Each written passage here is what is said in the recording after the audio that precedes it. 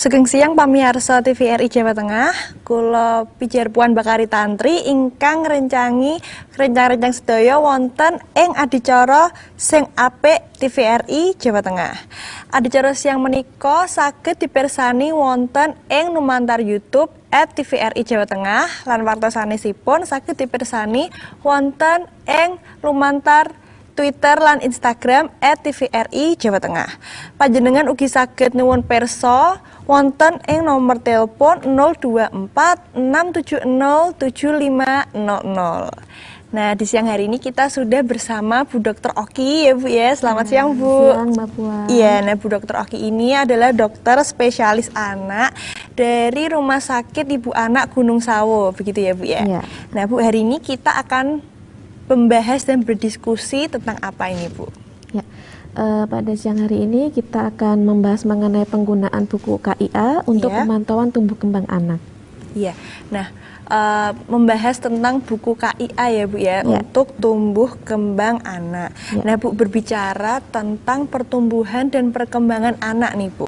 Sebenarnya apa sih Bu perbedaan pertumbuhan dan perkembangan anak? Karena jika kita lihat ya Bu dalam mungkin dalam keseharian nih Bu, kadang kita tidak begitu membedakan kata-kata ini, tapi kadang ada kayak kata-kata istilah tumbuh kembang anak. Lah ini mungkin ada Bu perbedaannya. Ya, jadi sebenarnya pertumbuhan dan perkembangan itu dua hal yang berbeda ya Mbak ya. Kalau pertumbuhan itu lebih ke arah pertambahan jumlah dan atau ukuran sel yang dapat diukur dan bersifat irreversibel. Jadi tidak bisa berlaku surut, tidak bisa kembali begitu ya.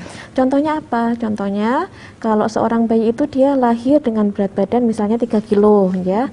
Nah, nanti kan pada pemantauan selanjutnya itu biasanya kan berat badannya akan bertambah ya, itu diakibatkan karena adanya pertambahan jumlah sel. Jadi berat badannya jadi saat seusia 1 tahun misalnya 10 kilo begitu ya. Nah, sedangkan kalau untuk perkembangan ini adalah bertambahnya kemampuan dalam struktur dan fungsi tubuh atau skill ya. Jadi lebih ke arah kemampuan fungsinya begitu, yang lebih kompleks dalam pola yang dapat ramalkan gitu. Jadi misalnya pada seorang bayi itu kan kalau lahir hanya bisa menangis gitu ya, mau minta minum ya nangis. Ya, mau misalnya pipis juga nangis. Nah nanti pada perkembangan selanjutnya itu nanti dia akan bisa duduk, akan bisa berjalan, kemudian akan bisa mengungkapkan apa yang diinginkan. Nah itu yang disebut dengan perkembangan. Ya. Nah, sebenarnya untuk pertumbuhan dan perkembangan ini ada yang kita kenal namanya periode sensitif ya. Kenapa? Karena sebenarnya organ tubuh kita ini ada pola-pola pertumbuhannya sendiri ya. Contohnya pada otak.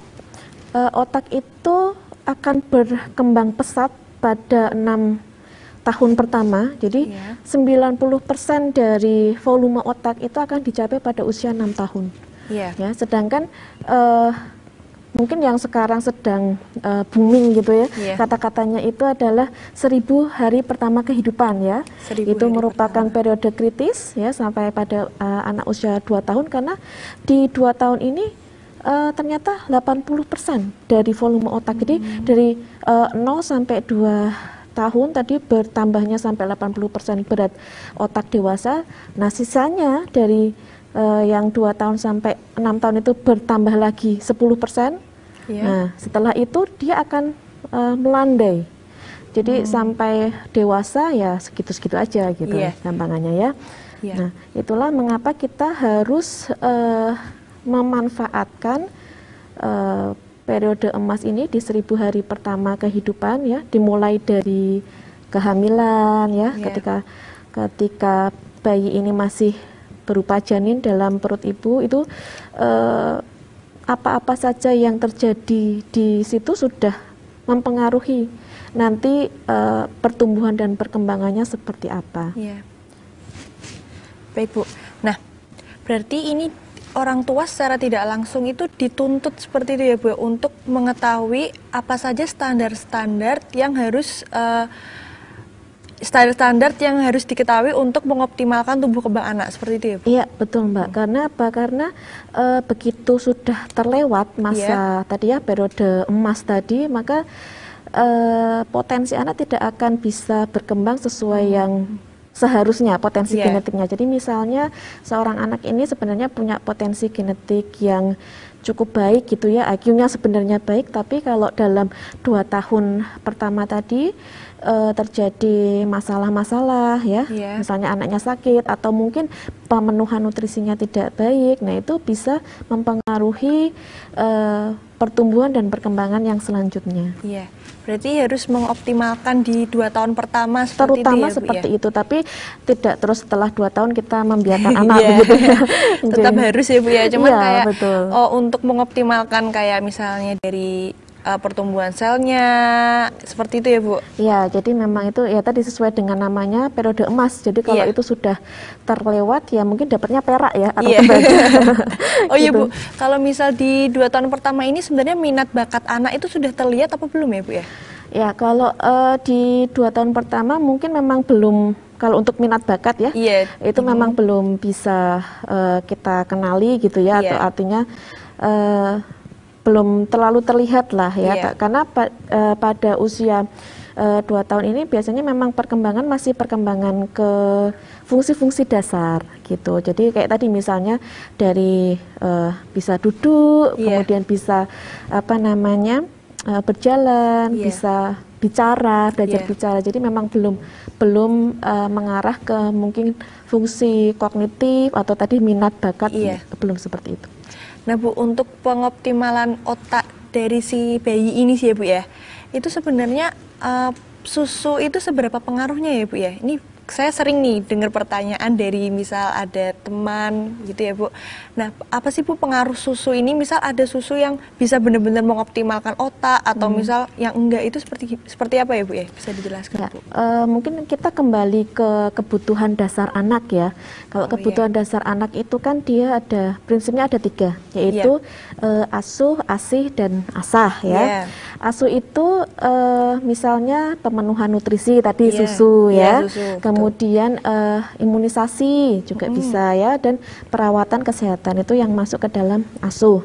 Sedangkan untuk asih itu adalah pemenuhan cinta dan kasih sayang dari keluarga, lingkungan sekitar. Dan asah itu adalah stimulasi. Jadi seorang anak ini untuk bisa berkembang sesuai dengan tadi polanya tadi yang normal itu membutuhkan stimulasi. Nah, kalau kita bicara masalah tadi susu itu kan sebenarnya hanya satu bagian ya dari yang 3 kebutuhan tadi ya, yang asuh. Betul. Nah, kalau itu tidak dibarengi dengan pemenuhan kebutuhan lainnya, saya rasa ya tidak bisa optimal ya. Gitu.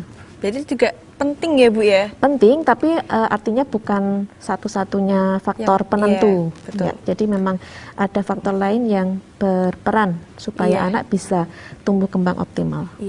Nah Bu, kalau itu yang dari faktor-faktor yang asuh, asih, asah itu hanya difokuskan di 2 atau 6 tahun pertama, atau sebenarnya setelah 6 tahun ini kita juga sebagai orang tua juga perlu untuk melakukan asuh, asih, asah itu ya Bu ya? Iya, tentu saja tetap harus ini ya, karena kebutuhan kalau yang menurut WHO anak itu kan usianya 0 sampai 18 tahun ya. Karena di 18 tahun ini secara kepribadian dia sudah mantap, artinya sudah bisa mandiri begitu ya. Kemudian cara berpikir juga sudah seperti orang dewasa gitu ya. Nah, sebelum itu tentu saja kita masih harus melakukan stimulasi ya, seperti itu. Kemudian tadi pemenuhan nutrisi juga. Jadi apabila ada masalah di periode anak itu tadi kebutuhan dasarnya tidak terpenuhi ya, tentu saja bisa berefek sampai ke dewasa. Hanya saja memang 6 tahun pertama ini tadi periode sensitif. Jadi kalau kita terlewat menggunakan kesempatan itu, maka tumbuh kembangnya jadi tidak seoptimal yang seharusnya. Gitu. Baik Bu. Nah, ini kan tema kita hari ini kan penggunaan buku KIA ya Bu ya. Iya. Nah, mungkin bisa dijelaskan nih Bu Dokter, menjelaskan tentang apa sih buku KIA itu? Ya, buku KIA ya seperti namanya, kepanjangannya itu kan buku kesehatan ibu dan anak. Iya. Jadi buku ini mencakup hal-hal apa saja sih yang harus dilakukan, yang harus dipantau supaya ibu hamil, ibu yang nanti melahirkan sampai dengan nifas, serta anaknya ini dalam kondisi yang sehat ya. Iya, Nah, betul. di Indonesia sendiri sebenarnya buku KIA ini secara berkala mengalami pembaruan ya, karena kan ilmu pengetahuan terus berkembang ya, dan kita berharap pastinya generasi kita kan akan bisa bersaing ya dengan betul. negara-negara lain gitu. Iya, Jadi betul kita sekali, juga Bu. harus update dong gitu. Jadi ada pembaruan secara berkala di buku KIA ini. Nah, yang banyak tersebar gitu ya, yang banyak digunakan saat ini adalah yang versi 2015. Padahal sebenarnya sudah mulai ada versi 2020 nih, tapi mungkin hanya di masih terbatas Maaf gitu Bu ya. Dokter, kayaknya kita harus berhenti Oh, sejenak ya Bu iya. ya. Karena harus iklan dulu. Ya, siap, Pamirsa metindak saking papan palenggahan tetap nyawiji wonten ing adicara sing apik TVRI Jawa Tengah.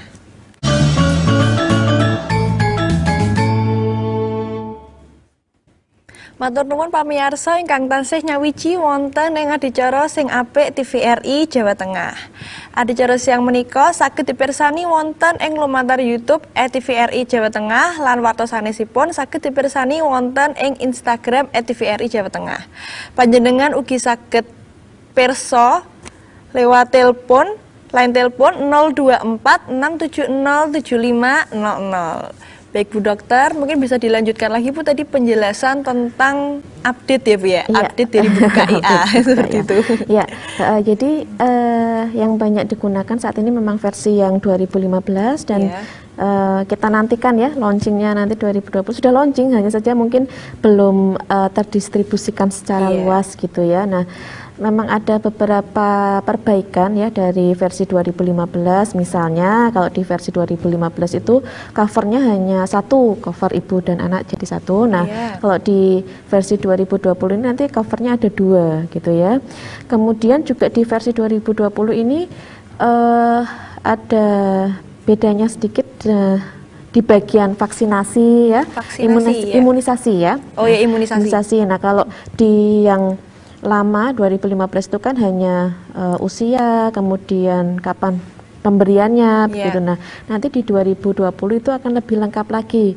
Ada nomor batch vaksinnya ya, kemudian ED-nya kapan, sehingga harapannya anak ini akan semakin terlindungi ya. Kadang-kadang kan mungkin ada yang terlewat tidak mengecek vaksin gitu ya, ternyata sudah kadaluarsa atau apa, terus dan misalnya nanti ada efek samping yang berhubungan dengan vaksin, itu akan lebih memudahkan untuk pelacakannya gitu.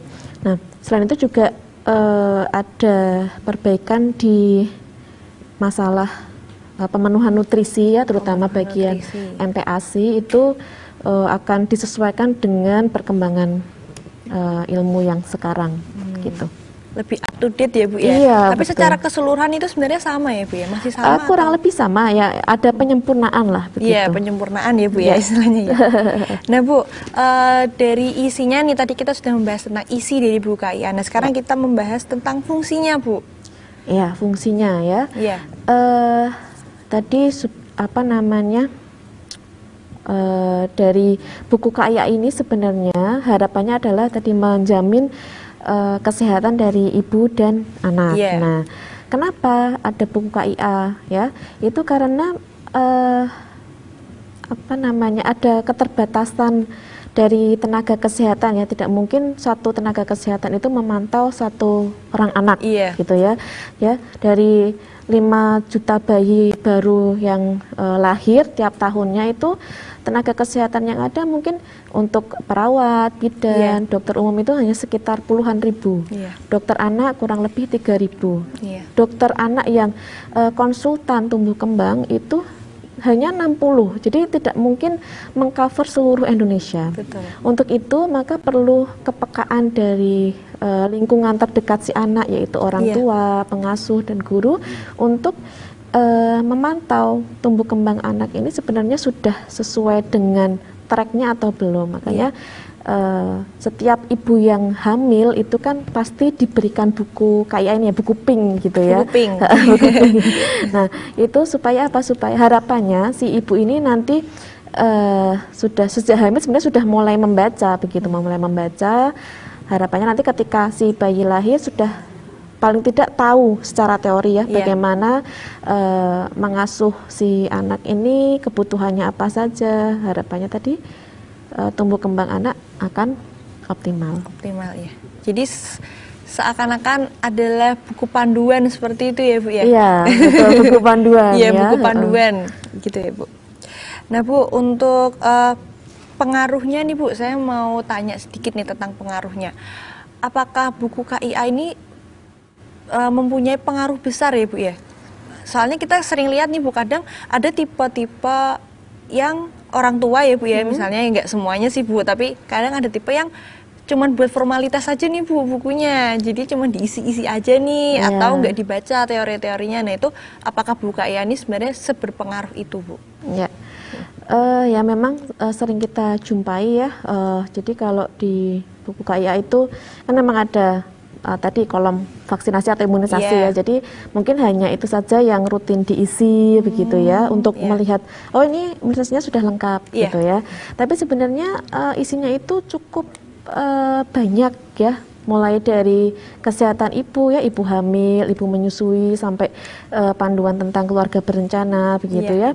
Dan untuk kesehatan anak juga tidak kalah lengkapnya gitu ya, mulai dari perawatan bayi baru lahir ya atau neonatus usia 0 sampai 28 hari. Kemudian ada catatan imunisasi anak tadi ya. Kemudian ada pemenuhan kebutuhan gizi dan perkembangan anak. Pencatatan KMS ya atau kartu menuju sehat. Kemudian ada juga mengenai perlindungan terhadap anak ya. Gitu. Jadi sebenarnya sudah lengkap ya Bu ya? Iya, sebenarnya sudah lengkap, tinggal dibaca-baca aja ya. Tinggal membudayakan membaca betul. ya Bu ya.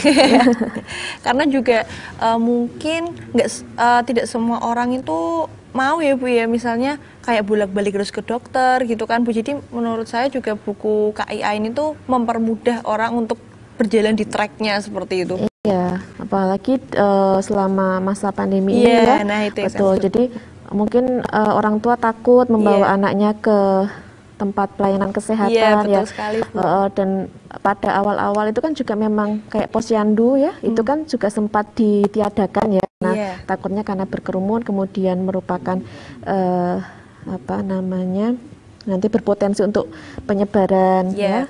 Nah, itu sebenarnya ibu ini bisa melakukan pemantauan mandiri menggunakan buku ini. Tentu saja tetap harus ditimbang ya setiap bulan, tapi kan artinya bisa mungkin ditimbangnya di rumah, kemudian diplotkan. Nah, nanti kalau misalnya ada sesuatu yang tidak sesuai bisa dikonsultasikan begitu ke tenaga kesehatan, ke dokter.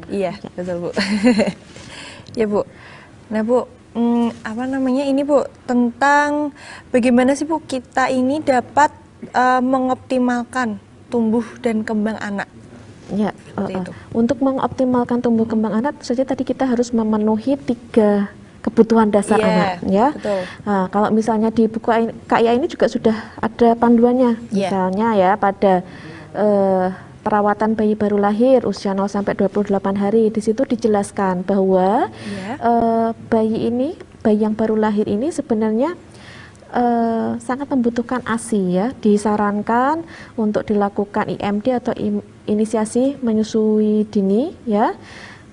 Dan di situ dijelaskan juga bahwa ASI yang keluar pertama itu yang warnanya kekuningan, kolostrum itu sebenarnya bukan karena kotor atau apa ya, tapi justru itu karena mengandung banyak zat kekebalan tubuh atau antibodi gitu. Dan itu sangat diperlukan bayi, karena bayi itu kan dia daya tahan tubuhnya memang belum sempurna ya. Jadi dengan adanya pemberian ASI ini sebenarnya membantu untuk membentengi si bayi dari penyakit-penyakit begitu. Kemudian di sini juga ada panduan bagaimana menjaga bayi tetap hangat, cara memandikan bayi seperti apa, ya perawatan tali pusarnya, ya apalagi kalau mungkin ibu yang baru punya anak pertama gitu ya, masih takut-takut, bingung-bingung bagaimana. Sebenarnya di buku ini sudah ada panduannya gitu. Nah di sini juga ada tanda-tanda bahaya pada bayi baru lahir. Kondisi apa sih yang harus diwaspadai gitu ya? Kalau si anak ada tanda-tanda ini maka harus segera ke tempat pelayanan kesehatan gitu. Misalnya kalau pada bayi baru lahir ya berarti tidak mau menyusu atau mungkin ada kejang, ada sesak ya seperti itu, atau mungkin tali pusatnya dia jadi kemerahan, berbau. Nah itu tanda-tanda infeksi seperti itu harus segera ke dokter atau tempat pelayanan kesehatan terdekat. Jadi Bu Kaya ini panduannya tidak hanya tentang nutrisinya aja ya Bu ya, nutrisi imunisasi, tapi juga lengkap sebenarnya. Lengkap ya Bu ya. Betul. Bagaimana cara bagaimana cara kita secara perlakuan mungkin seperti itu untuk merawat bayi anak, kesehariannya bagaimana ya. Betul Bu. Nah ini Bu, ini kan sekarang kalau kita lihat nih banyak misalnya di sosial media nih Bu, ada kan biasanya kayak selebgram atau apa itu yang biasanya mereka tuh secara tidak langsung mengedukasi para penontonnya tentang salah satunya cara mengasuh anak nih Bu. Nah biasanya mereka ini seringnya cerita-cerita tentang masa empasi. Nah mungkin Ibu bisa jelaskan sedikit nih Bu tentang empasi nih Bu. Apa sih empasi itu? MPASI itu kan kepanjangannya adalah makanan pendamping ASI ya. Nah, berarti makanan yang diberikan ketika ASI sudah tidak lagi memenuhi kebutuhan anak. Ya, jadi selama 6 bulan itu sebenarnya ASI itu cukup untuk memenuhi kebutuhan anak agar bisa tumbuh secara normal. Ya, tentu saja kalau ada kondisi-kondisi tertentu misalnya si anak ini menderita suatu penyakit, katakanlah mungkin kayak penyakit jantung atau apa yang ada kesulitan menetes, pasti beda lagi kasusnya. Tapi pada anak yang normal itu hanya dengan ASI saja sebenarnya bisa tumbuh normal sampai usia 6 bulan. Setelah itu memang ASI ini harus dibantu oleh tadi MPASI, makanan pendamping ASI, supaya bisa memenuhi kebutuhan anak. Nah, di buku Kaya ini juga sudah ada panduannya ya, di buku Kaya ini di usia 0 sampai 6 bulan itu harus diberi apa, 6 sampai 12 bulan itu seperti apa, sampai nanti usia 6 tahun. Begitu. Mungkin nanti kita bisa bahas lagi ya Bu ya tentang nutrisi. Siap. Ya Bu ya. Kita harus iklan dulu nih Bu. Pamirsa, pun tindak sakit papan palenggahan tetap nyawiji wonten ing adicara sing apik TVRI Jawa Tengah.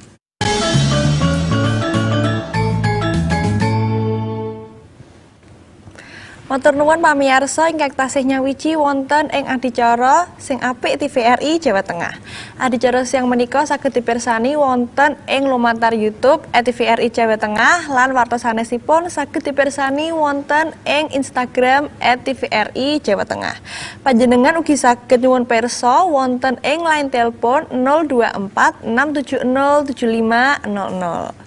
Nah Bu Dokter, mungkin Bu Dokter bisa lanjutkan lagi penjelasannya tentang nutrisi, empasi, dan lain-lain. Ya, tadi salah satu kebutuhan dasar dari anak tadi adalah pemenuhan nutrisi ya. Nah, pada usia 0 sampai 6 bulan itu memang bayi hanya membutuhkan ASI saja ya. Kemudian setelah itu butuh namanya tadi makanan pendamping ASI ya. Nah, makanan pendamping ASI ini memang diberikan secara bertahap. Teksturnya, kemudian jumlahnya, frekuensinya itu memang harus bertahap, tidak bisa langsung mungkin makan sehari 3 kali gitu ya, langsung makan nasi nggak bisa kan bayi. Nah itu makanya di sini ada panduannya. Nah di sini dijelaskan pada usia 6 sampai 9 bulan itu bentuk makanan padat yang dikenalkan adalah makanan lumat ya, biasanya disaring begitu ya. Nah pada usia 6 sampai 9 bulan ini ASI masih tetap diberikan ya sesering mungkin, kemudian makanan lumat ini diberikan 2 sampai 3 kali dalam sehari, boleh diberikan snack gitu ya 1 sampai 2 kali sehari. Nah, untuk jumlahnya itu yang sering biasanya orang tua tanya, seberapa sih harusnya makannya gitu ya. Betul. Nah, pada usia 6 sampai 9 bulan ini diharapkan seorang bayi ini bisa makan ya, awalnya mungkin dalam usia 6 bulan pertama kali itu 2 sampai 3 sendok makan ya, nggak apa-apa, tapi kemudian akan dinaikkan bertahap sampai dengan setengah dari mangkok standar yang volumenya 250 ml. Oh, iya. Nah, itu harapannya apabila nutrisi ini diberikan sesuai panduan, maka si anak ini kebutuhan energinya tercukupi begitu ya. Kemudian pada perkembangan selanjutnya usia 9 sampai 12 bulan itu ya, dimana biasanya anak sudah tumbuh gigi ya, mulai tumbuh gigi seperti itu. Nah, makanan padat yang diberikan bisa teksturnya ditingkatkan menjadi makanan lembek yang dicincang seperti itu, tidak harus lumat lagi, tidak disaring lagi gitu ya. Nah, di sini ASI juga masih terus diberikan ya. Kemudian makanan lembek itu bisa diberikan 3 sampai 4 kali sehari. Jadi kalau kita makan sehari 3 kali, kadang cuma 2 kali ya. Nah, kalau diet, kalau bayi itu karena dia lambungnya itu masih kecil ya, jadi daya tampungnya juga masih sedikit, kita memberikan dalam porsi yang lebih kecil tapi lebih sering. Jadi bisa saja 3 sampai 4 kali sehari ya. Kemudian seberapa banyak kita berikan? Setengah sampai 3/4 dari mangkok standar tadi ya. Kemudian pada usia 1 tahun harapannya si anak ini sudah bisa makan makanan padat seperti makanan keluarga. Jadi sudah nasi begitu ya. Pada beberapa tekstur ya tentu saja mungkin masih ada yang harus dihaluskan ya, kayak misalnya kalau daging itu kan seratnya terlalu liat ya, jadi kalau untuk anak ya mungkin memang masih harus daging giling begitu, tapi secara tadi tidak harus dicincang lagi begitu, sudah bisa makan makanan keluarga. Gitu Mbak. Oke, nah berarti selain nutrisi nih Bu, tadi kita udah bahas tentang nutrisi ya, nutrisi makanan dan lain-lain. Apa saja Bu yang perlu dioptimalkan oleh orang tua dalam menjaga tumbuh kembang anak? Iya, tadi kita sudah membahas mengenai pemenuhan nutrisi ya, istilahnya apa, bahan bakar untuk pertumbuhannya ya. Nah, tinggal ini nanti kita menjaga supaya anak ini tidak gampang sakit. Ya, karena kalau anak dalam kondisi sakit biasanya kan nggak mau makan ya. Kemudian juga energi yang masuk itu tidak digunakan untuk tumbuh, tapi digunakan untuk melawan infeksinya ini, penyakitnya ini ya. Untuk itu kita bisa memberikan macam-macam vaksinasi atau lebih familiarnya mungkin imunisasi gitu ya. Imunisasi. Nah, di buku Kaya ini juga ada pencatatan mengenai imunisasi anak ya. Mulai dari hepatitis B0, HB0 ya, yang diberikan pada sejak lahir ya sampai 7 hari. Kemudian di situ sudah ada patokan usianya ya, patokan usianya. Nanti pada usia 2 bulan harapannya sudah diberikan DPT ya, polio begitu. Nah, yang kita kenal itu ada namanya vaksinasi dasar ya, imunisasi dasar itu yang diberikan sampai anak usia 1 tahun. Nah, ini biasanya orang tua kalau sudah 1 tahun terus sudah khatam gitu ya, kayaknya sudah tidak perlu vaksinasi lagi. Padahal kita lihat di sini ada namanya vaksinasi ulangan begitu ya, pada usia 18 bulan nanti harus diberikan lagi DPT dan campak. Nah, ini yang tercantum di situ adalah vaksin yang memang disediakan oleh pemerintah begitu ya. Kita bisa dengan mudah mengakses di puskesmas begitu. Artinya ketersediaannya itu dijamin oleh pemerintah. Di luar itu sebenarnya masih banyak vaksin tambahan lain ya. Kita bisa merujuk pada jadwal imunisasi yang dikeluarkan oleh IDAI tahun 2017. Di situ ada berbagai macam vaksin tambahan, misalnya rotavirus untuk mencegah diare ya, kemudian PCV ya untuk memberikan kekebalan terhadap kuman pneumokokus yang bisa menyebabkan radang paru dan radang otak yang berat, begitu ya. Kemudian nanti bisa juga diberikan vaksin influenza, vaksin varicella atau cacar air, gitu ya. Di sini sudah ada panduannya kapan sih bisa mulai diberikan, gitu. Ya, jadi apa namanya? Ini juga tadi salah satunya yang ada update tadi ya di versi 2020 yang memudahkan pencatatan dan pelacakan nanti apabila ada efek samping yang muncul. Nah Bu, untuk penggunaan buku KIA sendiri nih Bu, kan tadi kan kita bisa lihat nih, lebih dari 1 tahun pun kita juga masih bisa menggunakan buku KIA ini ya Bu. Betul. Ya, untuk tracking apa tadi imunisasinya ya Bu ya, misalnya 18 bulan sekali atau apa itu. Nah sebenarnya buku KIA ini bisa digunakan oleh orang tua itu sampai berapa tahun ya Bu? Nah kalau buku KIA ini memang didesain sejak untuk bayi sejak lahir sampai usia 6 tahun. Gitu. Jadi di situ ada grafik, tadi nanti kita akan bahas grafik pertumbuhannya, kemudian stimulasi atau pemantauan perkembangan itu juga sampai usia 6 tahun. Cara perawatan juga disebutkan di situ dari 29 hari sampai 6 tahun. Nah Bu, bisa dijelaskan mungkin Bu cara pemantauan dan perawatan anak di usia?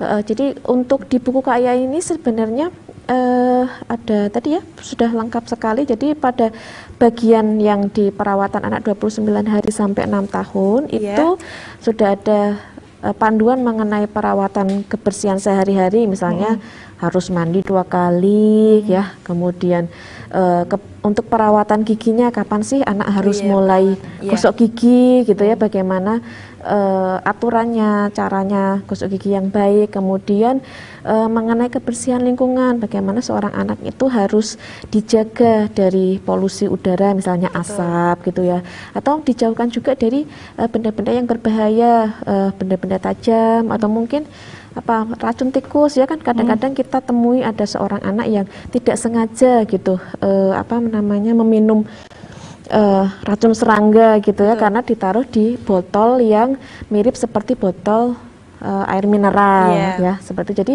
itu di situ sebenarnya sudah ada panduannya, kita harus menjauhkan hal-hal yang seperti itu dari jangkauan anak. Kemudian juga ada lagi panduan mengenai kecukupan cairan ya atau hidrasi, seberapa banyak sih anak harus minum, itu berbeda tergantung dari usia anaknya. Ini juga merupakan salah satu pertanyaan yang sering ditanyakan oleh orang tua yang sebenarnya jawabannya sudah ada di buku KIA begitu ya. Juga kita bagaimana memantau anak ini sebenarnya cukup nggak sih minumnya gitu kan, kita bisa lihat dari warna urinnya atau kencingnya ya.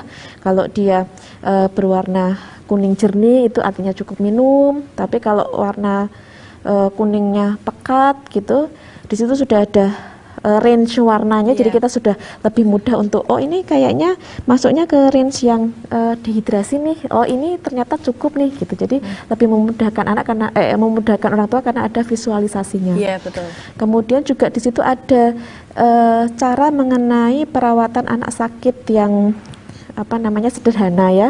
Misalnya kalau anak sakit batuk, diare, itu apa yang harus dilakukan, demam atau mungkin cuman luka kecil terjatuh, apa sih yang harus dilakukan oleh orang tua? Sudah ada panduannya di situ. Ya, berarti lengkap ya Bu ya? Iya, sebenarnya sudah cukup lengkap. Nah Bu, untuk cara memantaunya sendiri Bu, bagaimana cara memantau tumbuh kembang anak menggunakan buku KIA ini? Nah, mungkin kita bahas mengenai pertumbuhannya dulu ya, pemantauan pertumbuhan. Ya, yang ini juga terkenal juga KMS ya, Kartu Menuju Sehat. Nah, di lembar KMS ini, kita bisa melihat ada beberapa kolom ya. Yang pertama adalah kolom umur, di situ ada usia bayi mulai dari 0 itu saat lahir, kemudian 1, 2 sampai tadi 6 tahun ya pemantauannya. Di sini kita bisa lihat ada yang ke atas itu adalah grafiknya berat badan. Jadi harapannya adalah seorang anak itu kan memang ditimbang berat badannya setiap bulan. Ya, dari situ kita bisa memantau apakah pertumbuhan anak ini sesuai dengan yang diharapkan tadi sesuai dengan tracknya atau tidak. Betul. Kita bisa lihat di sini ada kolom bulannya, jadi bulan apa anak itu ditimbang ya, harapannya kan berarti tidak ada yang terlewat ya. Betul. Apa lebih memudahkan orang tua untuk mengingat-ingat, oh Oktober itu anaknya umur berapa ya, kadang-kadang lupa harus ngitung dulu gitu. Jadi ini sudah ada kolom bulannya, kemudian berat badan ya dalam kilo, kemudian ada KBM. Nah ini KBM itu adalah kenaikan berat minimal. Nah di sini sudah dicantumkan berapa sih penambahan berat yang diharapkan sehingga anak ini dapat mempunyai pola pertumbuhan yang normal. Iya. Gitu. Mungkin nanti kita lanjutkan lagi ya Bu ya, tentang tumbuh kembangnya ini, pemantauannya Bu ya. Ya. Pamirsa, ampun tidak sakit papan palenggahan tetap nyawiji wonten ing adicara sing apik TVRI Jawa Tengah.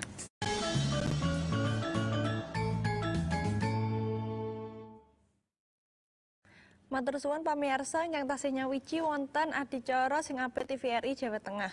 Adicara sing menika saged dipirsani wonten ing lumantar YouTube @tvri Jawa Tengah lan panjenengan ugi saged pirsa wonten ing line telepon 02467075000.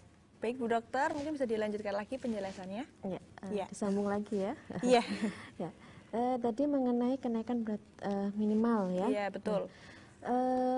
Karena KMS ini kan sebenarnya memang kita gunakan untuk plotting ya, diisi kemudian nanti kita plotkan titiknya, letaknya itu di mana di kurva yang di atas itu. Tapi kadang-kadang pada beberapa orang tua mungkin kesulitan menilai ini sebenarnya anaknya naiknya baik apa tidak gitu ya. Tadi makanya dengan cara mudahnya adalah dengan melihat kenaikan berat minimal. Ya. Di situ kita bisa lihat misalnya pada dari kolom ini satu bulan ya, ini ada tulisannya 800 gram. Artinya apa? Seorang bayi dikatakan dia pertumbuhannya normal apabila terjadi kenaikan dari sejak lahir ya, berat badan lahir, kemudian berat badan 1 bulan itu kenaikan minimal adalah 800 gram. Jadi kalau kurang dari 800 gram, walaupun naik ya, tapi kurang dari 800 gram ya berarti tidak cukup. Nah di situ kemudian kita tuliskan keterangan di bawahnya lagi ada N atau T. N itu naik, T itu turun. Kalau tadi naik tapi tidak mencukupi sesuai dengan ya yang minimal tadi ya berarti terhitungnya adalah T. Turun gitu ya. Turun ya Bu ya berarti. Betul ya.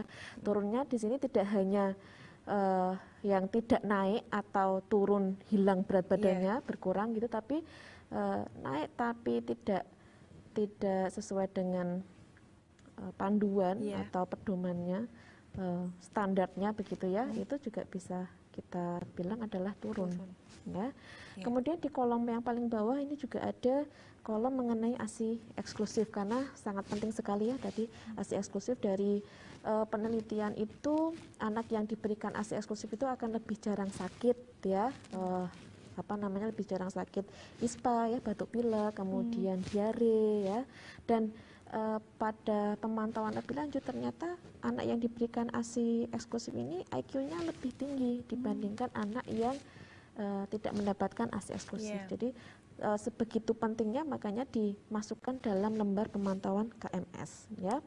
Apabila didapatkan tadi yang T ya, tidak naik tadi, tidak naik atau turun ya, T itu tidak naik atau turun, itu terdapat 2 kali T, maka harapannya ya harus segera dibawa ke petugas kesehatan ya, jangan nunggu garis merah biasanya gitu ya, DGM ya dulu yang terkenal kan di bawah garis merah. Jangan menunggu sampai di bawah garis merah karena tadi begitu tidak naik itu kita harus mencari penyebabnya apa. Apakah ada nutrisi yang tidak terpenuhi ya, ataukah ada penyakit yang sebenarnya mungkin dari kalau orang awam tidak bisa mendeteksi begitu ya, jadi harus dilakukan pemeriksaan fisik ataupun pemeriksaan penunjang. Makanya pemantauan ini yang sebenarnya ini kan KMS ini didesain untuk dikerjakan oleh kader ya, kader posyandu gitu yang mana memang sebenarnya adalah orang awam untuk masalah kesehatan Iya, ya. betul. Tapi kan tadi karena tenaga kesehatan tidak mencukupi, Iya, tidak betul, mungkin Bu. melakukan pemantauan ke setiap bayi gitu. Jadi makanya didesain untuk berjenjang. Iya. Selain itu juga ada sebenarnya di buku kayak ini kurva WHO ya, pemantauan pertumbuhan menggunakan kurva WHO ini bisa dilihat melalui berat badan menurut umur, kemudian tinggi badan menurut umur, serta berat badan menurut tinggi badan atau panjang badan. Di situ juga nanti kita bisa melihat trennya atau kecenderungannya seperti apa, apakah dia normal atau tidak. Iya. Tapi untuk interpretasinya memang agak sulit gitu ya. Jadi Iya. memang biasanya yang melakukan interpretasi ini adalah tenaga kesehatan yang terlatih gitu, dokter spesialis ataupun dokter umum, ya, gitu. Baik Bu, nah mungkin kita diskusi lagi tentang ini Bu, apa yang harus dilakukan orang tua untuk memantau tumbuh kembang anak? Ya, tadi untuk pertumbuhan sudah ya, Iya. tadi kita bisa melakukan plotting menggunakan KMS ya, bagaimana interpretasinya secara mudahnya begitu ya Iya, tadi. betul. Yang harus diwaspadai tadi N dan T tadi, naik Iya. dan tidak naik. Nah, apa namanya, untuk masalah perkembangannya sebenarnya Iya, perkembangannya. di buku KIA ini juga sudah mencantumkan ya, dan menurut saya ini cukup detail gitu. Mulai dari pola asuh anak, bagaimana sih pola asuh yang ideal ya. Kemudian di sini juga ada pola asuh anak dengan disabilitas. Jadi kalau sebuah pasangan gitu ya diberikan anak yang berkebutuhan khusus, itu Betul. apa saja sih rambu-rambunya ya.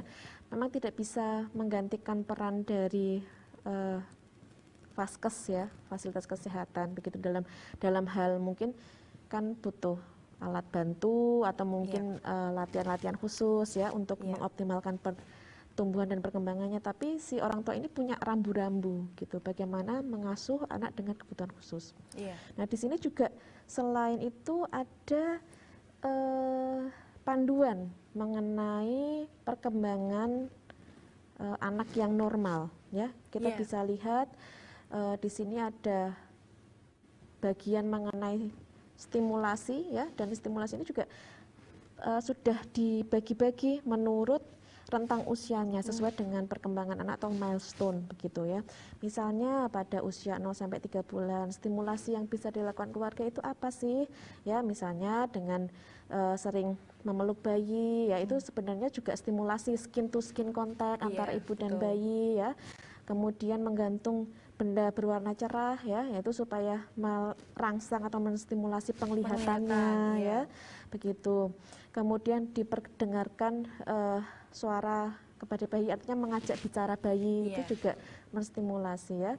Kemudian di sini selain stimulasi itu juga ada kolom yang di sampingnya itu adalah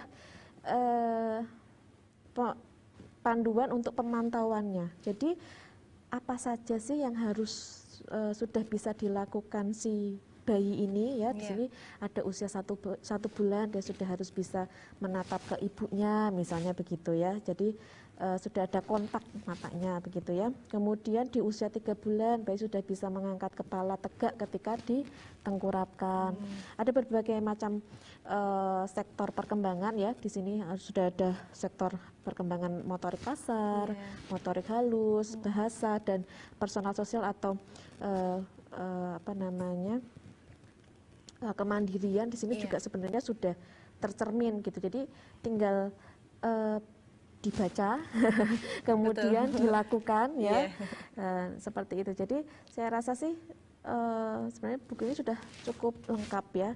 Tadi ini dari 0 sampai 3 bulan, kemudian nanti ada rentangnya 3 sampai 6 bulan ya, kemudian sampai tadi 6 tahun bisa dipakai. Gitu. Baik Bu. Berarti buku ini tuh apa ya, bisa dibilang agak mungkin dari fisiknya ya Bu ya, berbicara dari fisiknya, ini bukunya tuh tebal atau bagaimana ya Bu? Iya, belum pernah dapat buku pink ya Mbak? Belum Bu, makanya tanya nih Bu. Ya, kalau ibu yang hamil pasti sudah mendapat ya, jadi memang sebenarnya tidak terlalu tebal ya, tidak terlalu tebal, tapi isinya ini cukup padat begitu ya, Iya. cukup padat. Tapi ya artinya memang sudah dirangkum hal-hal yang penting yang harus diketahui oleh seorang ibu itu Iya. apa saja. Nah ini sudah ada Iya. rambu-rambunya. Baik Bu. Mungkin di akhir segmen ini ya Bu, Ya. Bu Dokter ingin memberikan kesimpulan atau saran untuk para penonton yang ada di rumah. Silahkan Bu. Ya jadi selama ini mungkin buku KIA masih digunakan belum optimal ya, hanya untuk pemantauan tadi, pencatatan imunisasi ya, biasanya itu sih imunisasi aja. Nah ini mungkin harapannya ya kedepannya para orang tua ini bisa mempersiapkan ya, mungkin mempersiapkan lebih dini dengan cara membaca. Ketika si ibu ini sudah hamil, sudah dapat buku pink ini, sudah mulai bisa dibaca, sehingga ketika bayinya nanti lahir, kita bisa menggunakannya untuk mengoptimalkan tumbuh kembang seorang anak. Dan jangan ragu-ragu untuk menghubungi petugas kesehatan ya, datang ke fasilitas kesehatan apabila ternyata si anak ini menyimpang. Karena sebenarnya tujuan dari buku KIA ini adalah untuk deteksi dini. Betul. Semakin dini anak ini diketahui ada penyimpangan ya, tadi misalnya keterlambatan, maka intervensinya akan semakin mudah. Harapannya tumbuh kembang tadi yang sempat melenceng bisa kembali lagi on track. Betul. Ya, jangan lupa imunisasi juga. Imunisasi juga itu yang kadang-kadang tadi hanya yang di 1 tahun saja ya. Dan Ibu, ya. sebenarnya ada vaksinasi lainnya. Nah itu mungkin bisa juga dikonsultasikan ke tenaga kesehatan. Iya. Nah Bu, kalau misalnya nih Bu di rumah sakit RSA Gunung Sawo ya Bu ya, itu bisa nggak sih Bu melakukan konsultasi-konsultasi itu? Oh ya, tentu saja bisa. Jadi kalau di RSA Gunung Sawo ini kita pelayanan dokter spesialis anaknya sudah komplit gitu ya Mbak. Jadi kita melayani mulai dari konsultasi tumbuh kembang, kemudian vaksinasi, kemudian pengobatan ya, pengobatan bayi atau anak yang sakit. Baik Bu Dokter, terima kasih diskusinya hari ini sangat bermanfaat sekali ya Bu ya. Baik Bu, terima kasih untuk semuanya juga matur nuwun pamiarsa ingkang tasih nyawiji wonten ing adicara sing apik TVRI Jawa Tengah. Papanggihan malih wonten ing minggu ngajeng kula Pijar Puan lan rencang-rencang saking TVRI Jawa Tengah ngaturaken matur suwun. Wassalamualaikum warahmatullahi wabarakatuh.